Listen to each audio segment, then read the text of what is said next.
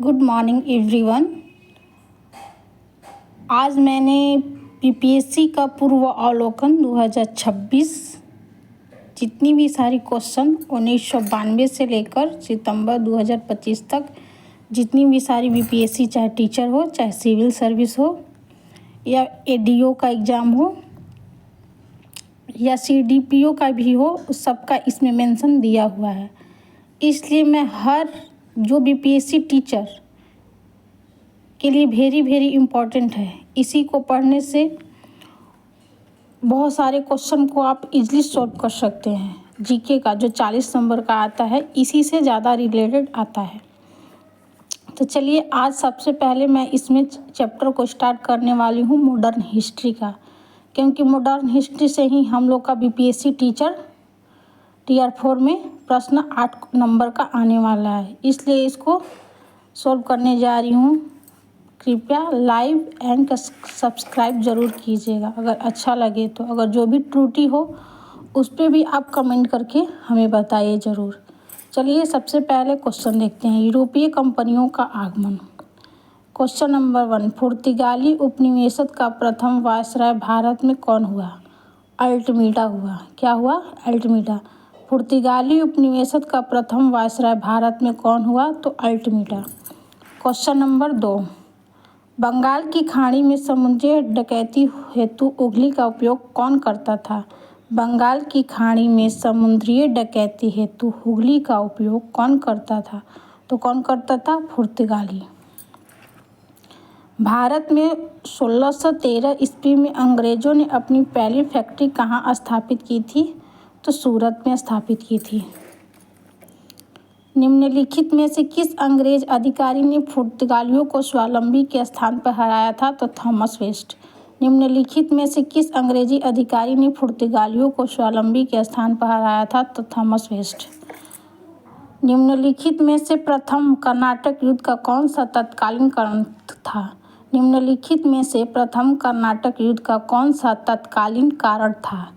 तो आंसर क्या होगा? डी, अंग्रेजों के द्वारा फ्रांसीसी जहाज़ों का अधिग्रहण। अंग्रेजों के द्वारा फ्रांसीसी जहाज़ों का अधिग्रहण।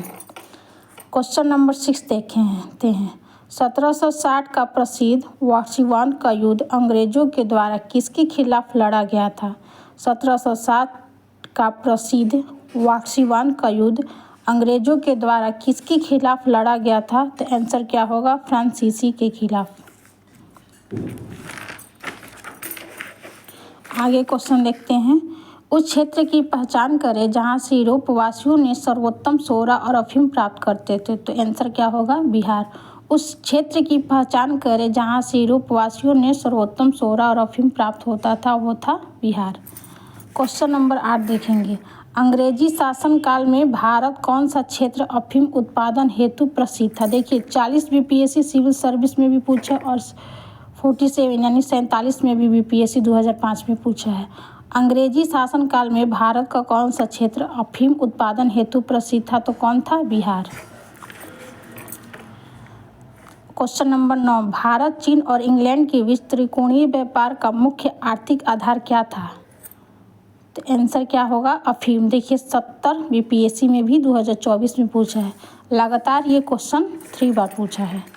आगे देखिए, क्वेश्चन नंबर 10 में यहाँ मिलान है खोजकर्ता और जन्म स्थान। तो यहाँ देखिए, सही सुमेलित दिया गया है।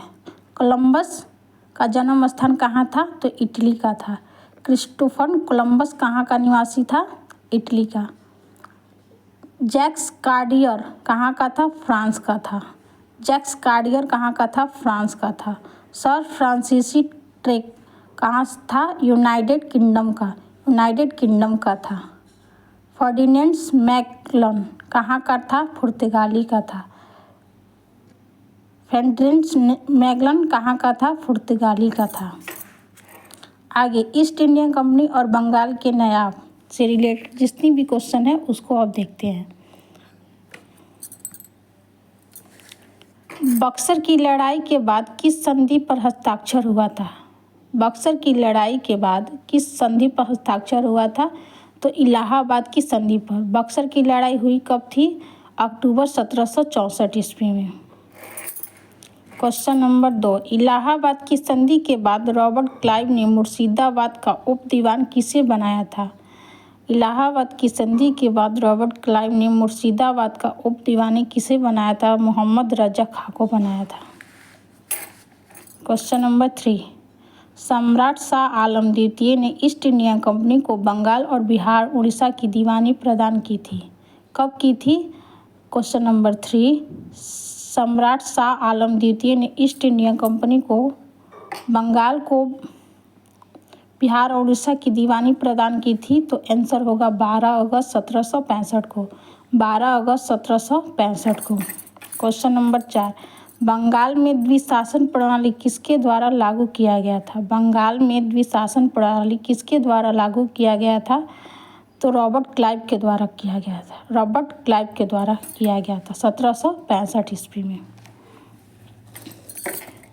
क्वेश्चन नंबर ये देखते हैं 5, अंग्रेजों ने भारत पर लंबे समय तक राज्य कैसे किया? अंग्रेजों ने भारत पर लंबे समय तक राज्य कैसे किया? तो आंसर क्या होगा? आंसर होगा बांटो और राज्य करो नीति के कारण। ये बीपीएससी टीचर 11-12 में देखिए 2023 में आया हुआ क्वेश्चन है। अंग्रेजों ने भारत पर लंबे समय तक राज्य कैसे किया था? तो बांटो और राज्य करो की नीति के कारण। आगे देखिए क्वेश्चन, क्षेत्रीय राज्य मंसूर और पंजाब, इसको हम नेक्स्ट वाले क्लास में कवर करते हैं।